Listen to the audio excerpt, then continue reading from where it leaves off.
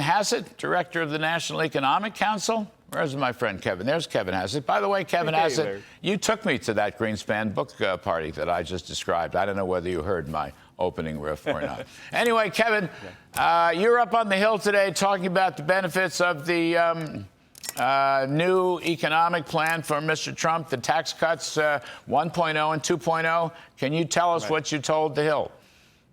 Yeah, absolutely, Larry. And I want to thank you for bringing me on, and thank you for all of your thought leadership on how to think about supply-side tax cuts. And one of the things that we did yesterday is we had this so-called Big Six meeting where the Speaker of the House, the Majority Leader, and Senators Crapo, that we all got together and we talked about how we can get the Senate and the House, and Jason Smith, of course, get together on a bill. And I don't think I've ever seen people from the House and people from the Senate work more collegially and better together, where the senators are negotiating with their guys who are difficult to negotiate with, and they're saying, well, maybe we got to do it this way, and the House people were saying, no, we have to do it that way. And so I left with really, really high confidence that the tax bill is going to pass this year, and that there's going to be big spending cuts, which are great for bond markets, and big supply-side tax changes.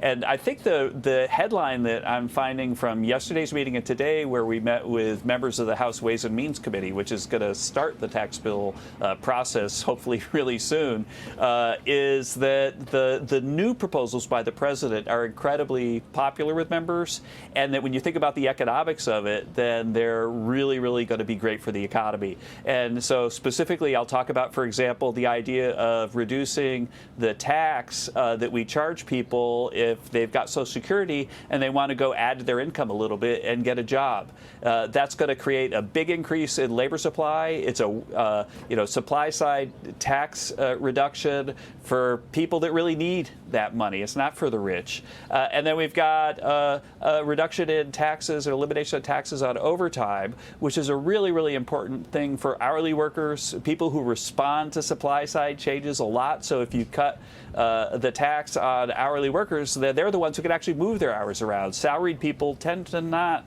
change their labor supply much in response to policy, and so on and so on. And so I think that right now there's an incredible amount of enthusiasm about the tax bill, and I don't think it's anything like what I saw in 2017, where we finally were able to bring it along the finish line. This is a really almost, I would say, euphoric Congress that understands that we've got an unusual opportunity to have a historic contribution to the American economy.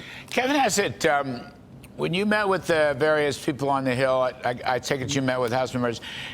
Did you give them a guesstimate? I know these things are guesstimates. Did you give them a guesstimate of what long-term economic growth might look like if you get Trump 1.0 and Trump 2.0? Yeah, for sure. One of the things that we talked about was that back in the previous administration, that we estimated that long-term growth, which is sort of medium term, really, say the next 5 to 10 years, would be between 2.5% and 4% higher than was projected by the Congressional Budget Office if we passed the tax cuts. And in 2019, right before COVID, we had accomplished the 2.5%.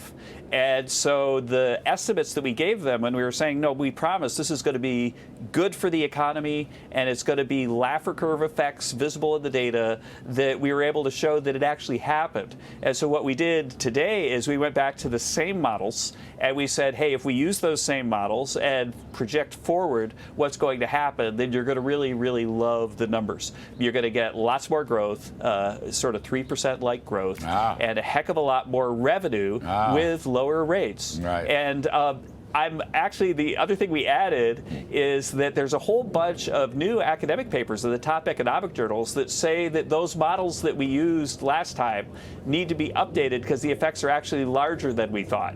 And that's because of all the new data that is now populated by the data that happened after the tax cuts. So there's more identification of how the tax cuts affects things.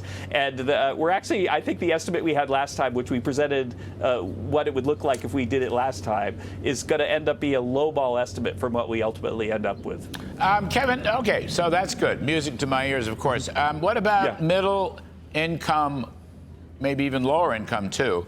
Wage growth, wages have been pounded during the prior administration. Prices rose much faster than wages. So if you get this extension through and you get the new Trump 2.0 tax cuts through, good for companies, good for individuals, good for small business. What might wage growth look like? Middle income wage growth, typical wage growth. Mindful that at the peak of the inflation crisis under Biden, real wages declined by about $2,000 for the typical worker, and that they were up, in the Trump administration by more than the $4,000 that President Trump promised. And so the thing that we're doing is we're taking those policies and renewing them and extending them, but we're also adding new things that directly benefit real wages, because it's not the real before tax wage that matters a lot, right? It's the real after tax wage. And so if you cut taxes on Social Security, if you cut taxes on overtime, if you cut taxes on tips, then that increases real wages after tax for people that matter the most. And again, I can't highlight enough in terms of the growth effects that if you're cutting the taxes on people who are mostly hourly workers, that it's the hours that respond a lot. And so you can get really, really big economic effects out of these tax changes. Recall, Larry, that about 70% of value added in the U.S. is produced by American workers. And so if you change the output of American workers, the hourly contribution of American workers to work, then you can have a really big GDP effect. And that effect, that big effect, is something that's the next stage of our modeling. The first stage is just what we did last time, and already we're getting really astonishing numbers. All right, terrific stuff. Kevin Hassett, thank you for your time. I know Thanks, you're a Larry. very Growthy busy enough. guy. Yes, growthy, very growthy. Thanks for that.